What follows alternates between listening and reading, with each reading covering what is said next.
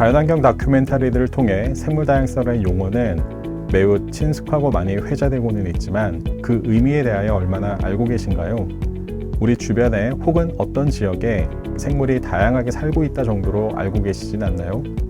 최근 기후변화, 코로나19 등과 같은 환경적 문제를 다루는 데 있어 생물 다양성이란 용어는 다양하게 사용되고 있습니다. 생물 다양성은 크게 생물 종이 얼마나 다양한가를 보는 종 다양성, 서식 기반인 생태계가 얼마나 다양한가를 보는 생태계 다양성, 그리고 유전적으로도 다양한가를 보는 유전적 다양성으로 구분됩니다. 생태계의 근간을 이루는 가장 기초적이면서 가장 기본적인 생물 다양성 관련 문제에 있어 종과 서식지 보존 등에서 지속적으로 관리되어 왔으나 늘 어려운 점이 많았던 분야입니다. 특히 생물 다양성을 어떻게 평가할 수 있을까 하는 문제는 지속적으로 제기되어 왔으나 늘 해결하기 어려운 부분으로 남아 있었습니다.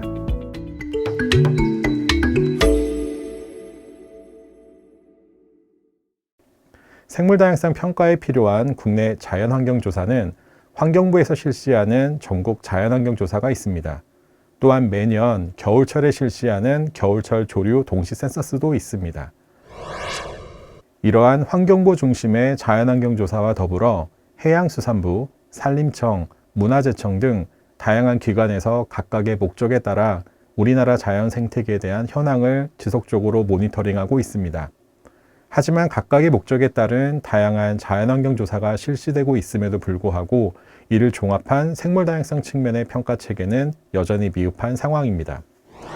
실제로 각각의 조사 프로그램을 살펴보면 생물 다양성 평가 중 종 다양성에 대한 평가는 실시되고 있는 것을 확인할 수 있습니다.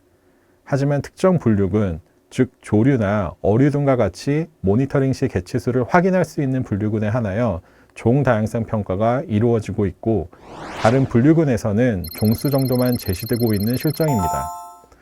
이러한 상황에서 생물 다양성 협약 등에서 우리나라의 생물 다양성 현황을 제시하는데 많은 어려움이 있고 생물 다양성 평가와 조금은 상이한 간접적인 방법으로 현황을 제시하고 있습니다.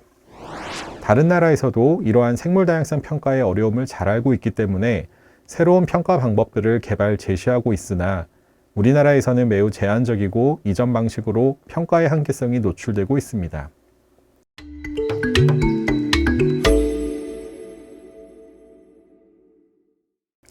생명의 나무, 즉 트리 오브 라이프라고 들어보셨나요? 지금까지 지구에서 살고 있거나 멸종된 모든 생물종의 진화 계통을 나타낸 계통수를 의미합니다. 쉽게 말해 생물의 계통을 표현하기 위하여 나뭇가지 형태로 나타내는 것을 말합니다. 큰 틀에서 식물과 동물이 구분되고 동물에서는 포유류, 조류 등으로 구분되며 포유류에서는 사람과 원숭이 등 다양한 종들이 나뭇가지가 갈라져 형성되는 것으로 표현하는 것을 말합니다. 현재 생물학에서는 유전 정보를 통해 이러한 계통도를 작성하고 있으며 국내에서도 국립생물자원관을 중심으로 국내 고유종 및 멸종위기종에 대한 유전적 계통도를 장기간 연구해 오고 있습니다. 계통도에서 종들은 서로 다른 가지의 끝단에 위치하고 있습니다. 가지의 윗단으로 올라갈수록 공통의 조상들을 만나게 되며 가지의 아랫단으로 갈수록 새로운 종으로 분리되는 것을 볼 수 있습니다. 이에 가지의 길이가 가까울수록 서로 유사한 종이라 볼 수 있고 거리가 멀수록 서로 다른 종이라 볼 수 있습니다. 예를 들어 사람과 유사한 원숭이는 사람과 호랑이에 비해 상당히 가까운 거리에 있습니다. 이러한 원리를 이용하여 조사된 생물 종들의 계통도 상의 거리의 합으로서 다양성을 평가하는 것을 계통적 다양성이라고 합니다. 예를 들어 산새 6종 각각 2개체씩 서식하는 것으로 확인된 지역과 산새 3종과 물새 6종이 각각 2개체씩 서식하는 것으로 조사된 지역의 생물 다양성을 비교하는 것을 가정합니다. 기존의 방법으로는 두 지역에서 조사된 종수와 개체수가 동일하기 때문에 생물 다양성 평가는 동일하게 계산됩니다. 하지만 분명 산새만 있는 곳과 산새와 물새가 함께 있는 곳은 차이가 있기 때문에 이에 대한 추가적인 정성적 평가가 필요했습니다.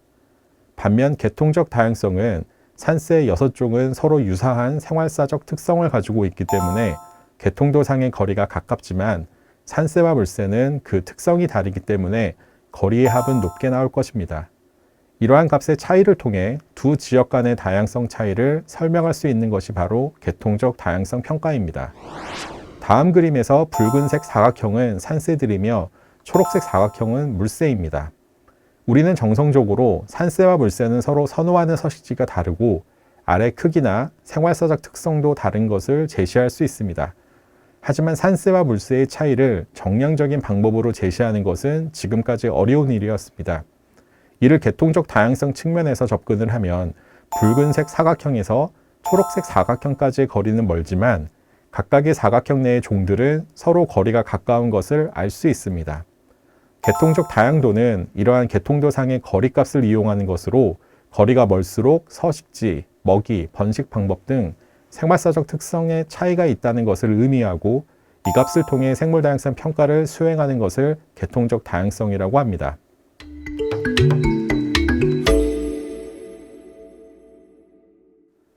계통적 다양성 평가 방법은 기존 생물 다양성 평가 방법의 한계성을 극복하는 새로운 방법으로 국제적으로 각광받고 있습니다. 특히 이론적으로 평가의 방법이 매우 단순하지만 정성적으로 표현하는 것을 정량적으로 제시할 수 있어 정책 활용에 매우 효과적인 것으로 알려져 있습니다. 이러한 효과성으로 인하여 생물 다양성 협약에 관계되는 이페스와 IUCN에서는 계통적 다양성 평가 방법을 생물 다양성 협약의 지표로 활용하기 위한 방법을 논의하고 있습니다. 실제로 2019년도 이페스 보고서에서는 계통적 다양성을 이용하여 2개의 지표를 제시했습니다.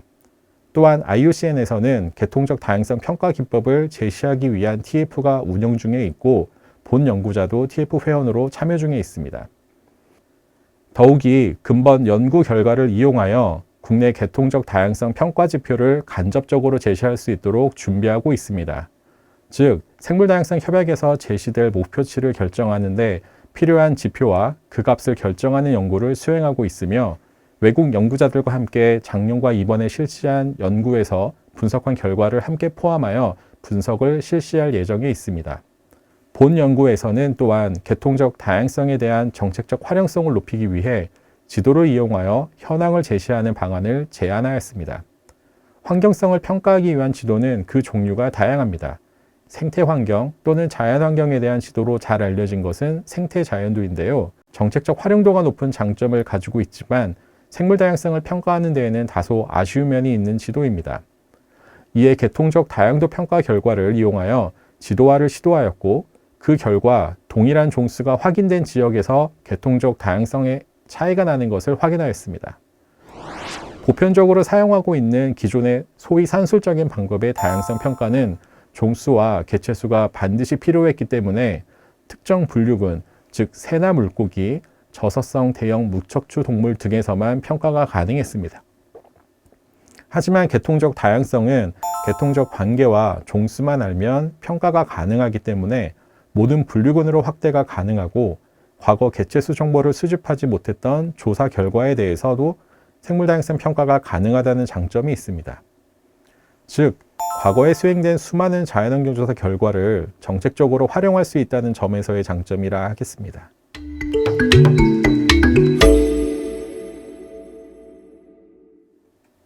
생태정보학적 생물다양성 평가는 계통적 다양도 평가를 기반으로 다양한 환경적 요인들과의 융합된 평가를 실시하는 것을 말합니다. 즉, 생물적 정보와 서식지 환경 정보를 서로 비교 분석하는 것을 의미하는데, 이를 위해서는 앞서 설명한 계통적 다양성 평가에 대한 기반 마련이 우선되어야 할 것입니다. 본 연구를 수행하면서 자연자원 조사에 관계되는 연구기관, 중앙 및 지방정부, 대학 및 시민사회 전문가들이 포함된 생태정보학적 생물다양성 평가 포럼을 운영하였습니다. 코로나19로 인하여 포럼 운영에 어려움이 많았으나 다들 새로운 생물다양성 평가 방법에 대한 관심으로 적극적으로 참여해 주셨습니다. 이 자리를 빌어 다시 한번 감사드리고 싶습니다. 포럼에서 나온 의견들을 정리하면 크게 모니터링, 다양성 지수, 생물적 평가 방법 등이 주된 키워드로 제시되었습니다. 또한 포럼을 통해 확인된 것은 국가 차원에서 자연환경 조사는 장기간 운영되어 왔고 대부분 지역에서 지속적으로 조사되어 왔음을 확인하였습니다. 특히 각각의 조사 기관들이 서로 다른 목적으로 조사가 실시되었어도 이것을 하나로 종합할 경우 국가 차원의 조사 결과로 활용할 수 있는 가능성이 높았습니다. 시민사회에서 추진된 결과도 국가 차원의 조사에서 누락되는 사각지대 공간을 채워줄 수 있다는 것도 확인했습니다. 각 기관별 자연환경조사 프로그램을 중첩한 결과 계통적 다양성 평가 방법은 조사 지역 내 종수만 파악할 수 있다면 평가가 가능한 지표입니다. 기존의 방법에서는 종수와 개체수를 조사하는 것이 결국 두 번의 연속적인 표본 조사라고 확률적 문제를 가지고 있었다면 계통적 다양성 평가는 종수만 이용하는 것이기에 한 번의 표본 조사 확률이 반영됩니다. 예를 들어 전체 생물종이 100마리가 있는데 조사를 통해 50종이 관찰되었다면 관찰 확률은 50%가 됩니다. 마찬가지로 각 종마다 10마리의 개체가 있는데 500마리만 관찰되었다면 확률은 50%가 될 것입니다. 이에 전체적인 조사에 따른 확률은 25%가 됩니다. 하지만 계통적 다양도를 이용할 경우 확률은 50%로 좀 더 객관적인 면에서 장점이 있다고 할 수 있습니다. 이러한 장점은 또한 시민사회 조사에 대한 신뢰성을 향상시킬 수 있다고 판단됩니다. 즉, 종수와 개체수 결과에 대한 신뢰성보다 종수 하나에 대한 신뢰성이 상대적으로 높다는 것을 의미합니다. 생물다양성에 대한 평가 기술의 향상은 최근 코로나19를 통해 부각된 인수감염 공통병에 대한 생물다양성 측면의 평가를 가능하게 해줍니다. 지금까지 감염병을 옮기는 매개 생물의 이동과 확산에 있어 물리적 이동에 대한 연구가 주로 수행되었습니다. 예를 들어 최근 증가하고 있는 조류 인플루엔자와 관련하여 과거에는 질병을 매개하는 새들을 추적하는 기술 개발에 우선적으로 수행되었습니다. 하지만 결과적으로 모든 생물을 추적하는 데에는 한계가 있어 실효적인 면에서 어려움이 있었습니다. 계통적 다양성 평가는 이러한 생물의 확산과 이동과 관련하여 생물 다양성 측면에서의 평가와 예측을 가능하게 해줍니다. 이처럼 생태정보학적 생물 다양성 평가는 정책 활용적인 측면에서 많은 도움을 줄 것으로 판단됩니다. 특히 환경영향 평가나 지속가능 개발 등 우리가 체감할 수 있는 가장 가까운 현실에 있어서도 좀 더 구체적으로 정책적 결정을 하는데 객관적 판단의 근거를 제시해 줄 것으로 사료됩니다. 이를 위하여 가장 먼저 국가 차원의 개통도 완성이 필요합니다. 현재 환경부 국립생물자원관에서는 매년 국가 생물종 목록을 발표하고 있고 매년 증가하고 있습니다. 하지만 개통적 생물다양성 평가를 위해서는 분류균별 개통도와 함께 수립, 제시되어야 합니다. 환경영향 평가 등에 있어서는 작성 기준에 있어 생물다양성 평가에 대한 항목 수정이 필요합니다.